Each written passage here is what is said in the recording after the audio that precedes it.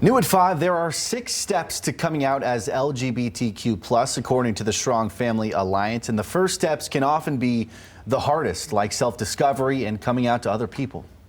Then the process moves on to more complicated things like finding a community and positive self-identification.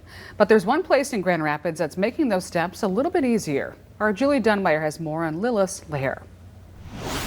Things like positive role models, positive self-identification, as well as integration and acceptance into the LGBTQ+ community are all essential parts of the never-ending and lifelong process of coming out. For some people, that might look like making friends at a gay bar, and for others, it might look like a makeover that's so much more than that. Unassuming from the outside. I love it. One step inside Lilith's lair. It's something literally like out of a dream. It's obvious owner Laura SIGNORE and their staff are proud.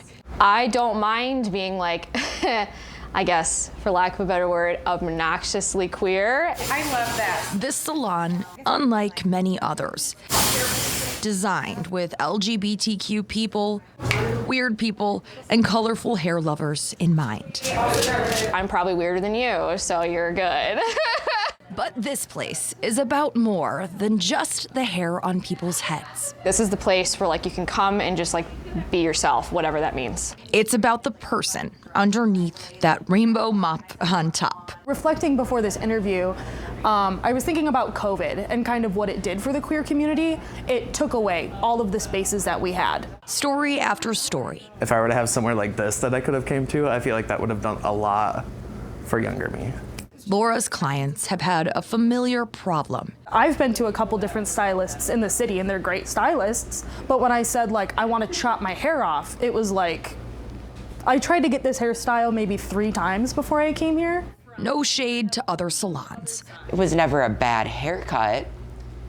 It just wasn't me. But this one has something most places in Grand Rapids don't. And I have a lot of clients too that are like transitioning that haven't told anybody yet, and they've confided in me. Those secrets kept safe and wishes respected. It was not wanting the feminine cut. I wanted something more masculine, something that didn't make me look girly and feminine and pretty. That wasn't what I was looking for. Gideon Gilbert is grateful. As somebody who is trans and has, in the last 4 years have been kind of I've been out for the last 4 years, but I've been kind of working on finding myself and figuring out what makes me feel most like me. A place where LGBTQ culture and needs take center stage as people like Gideon become their true selves. I know like one thing that we did is we did more of like a squared off in the back rather than kind of rounded and smooth and with no explanation needed. It's a nice relief when I don't have to sit down and explain every little thing about my identity and why this is what I want and why this is who I am. A necessary reprieve. Yes, I know I look pretty feminine. I don't want to. A known safe space. I have no problem explaining all of that to people that are, trying to educate themselves and trying to learn. When not everyone is always wanting to understand.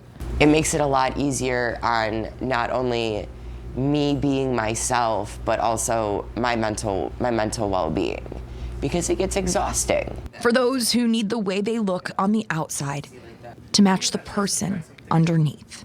All my boxes were checked. I left so happy. Lilith's lair specializes in vivids. That's that rainbow hair color look that you saw so much of in this story, but they are looking to continue hiring and expanding the amount of types of styles that they can provide to people. They're currently looking and have a spot reserved for a natural hair specialist, so someone who can service people with thicker and coarser hair textures, as well as a blonding specialist. They say that they want to make that place an accepting space for everyone.